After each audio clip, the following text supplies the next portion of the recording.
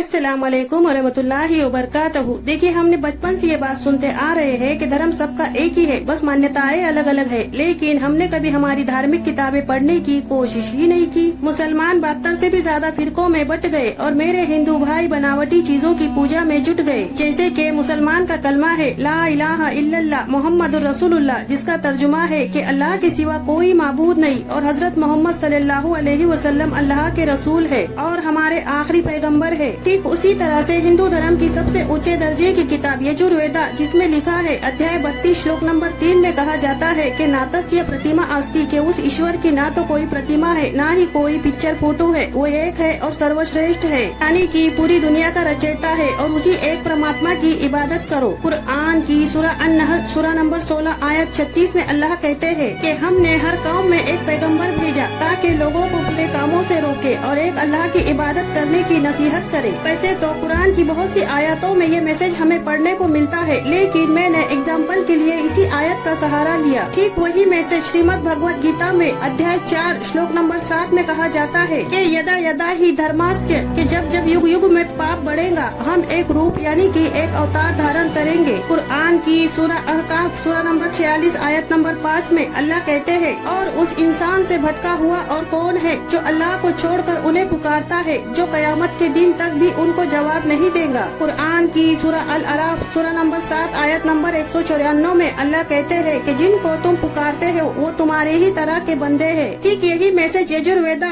अध्याय नंबर 40 श्लोक नंबर 9 में कहा जाता है कि जो लोग रसमभूति बनावटी चीजों की पूजा करते हैं वे अंधकार में जाते हैं और जो लोग संभूति यानी कि पैदा होने वाली चीजों की पूजा करते हैं वे और ज्यादा अंधकार में जाते हैं, यानी कि जो माँ के पेट से पैदा होते हैं, यानी कि इस प्रजाति में इंसानों के अलावा और भी प्रजाति आती है, जैसे कि नाग, नागिन, गाय, बछड़ा और भी चीजें हैं। लेकिन मैंने जो ट्रेंडिंग में है उन्हीं का नाम लिया। सन 1920 से पहले हर धर्म के लोग जो हमारे पूर्वज हुआ करते थे अपनी अपनी धार्मिक किताबें पढ़ा करते थे। सोशल मीडिया का तो नामो निशान नहीं था। दीपावली के दिन मुसलमान हिंदू भाइयों के घर जाते और दीपावली की मुबारकबाद देते और मिठाइयाँ खाते और एक दूसरे के गले मिलते। ईद के दिन हिंदू भाई मुसलमानों के घर जाते और उनके गले मिलकर उनको ईद की मुबारकबाद देते और एक दस्तरखान पे बैठकर शीरखुरमा पीकर अपना मुंह मीठा करते। जातिवाद तो बिल्कुल भी नहीं था, बस इंसानियत और भाईचारा था और सब एक समान थे। फिर 1985 में महाराष्ट्र के नागपुर में 27 सितंबर को विजयादशमी का दिन आरएसएस की स्थापना डॉक्टर केशव बलिराम हेडगेवार करते हैं। इनका एक ही मकसद था, हिंदू राष्ट्र बनाना और अनुशासित समाज की स्थापना करना। और बजरंग दल की शुरुआत 1 अक्टूबर 1984 में हुई थी। इसके स्थापक विश्व हिंदू परिषद यूएचपी या यूएचपी की ही युवा शाखा है। ये शाखा अयोध्या उत्तर प्रदेश से शुरू हुई थी। ज्यादातर इन शाखाओं में वो नौजवान लड़के जुड़ते हैं जो हिंसा और नफरती माहौल फैलाने में विश्वास रखते हैं। लेकिन इन लोगों ने कभी वेदों की किताबें तो दूर, कभी रामायण और महाभारत भी नहीं पढ़ी होंगी। पूरे देश भर में बजरंग दल और आरएसएस 10,000 से भी ज्यादा अपने अखाड़े चला रहे हैं, जिनमें से कर्नाटक में ही 4,000 से भी ज्यादा अखाड़े चल रहे हैं। इन अखाड़ों में युवाओं को लाठी डंडा और शस्त्र चलाने की ट्रेनिंग दी जाती है। बोलने का मकसद ये है कि धर्म के नाम पर कोई भी धार्मिक किताब जुल्म करना नहीं सिखाती, इंसानियत और मानवता की शिक्षा देती है और एक अच्छे इंसान बनने की नसीहत करती है। इसीलिए अगर आपको हिंदू धर्म के बारे में जानना हो तो आप हिंदू को मत देखो, हिंदू धर्म की धार्मिक किताबें पढ़ो। अगर आपको क्रिश्चियन समाज को जानना है तो क्रिश्चियनिटी को मत देखो,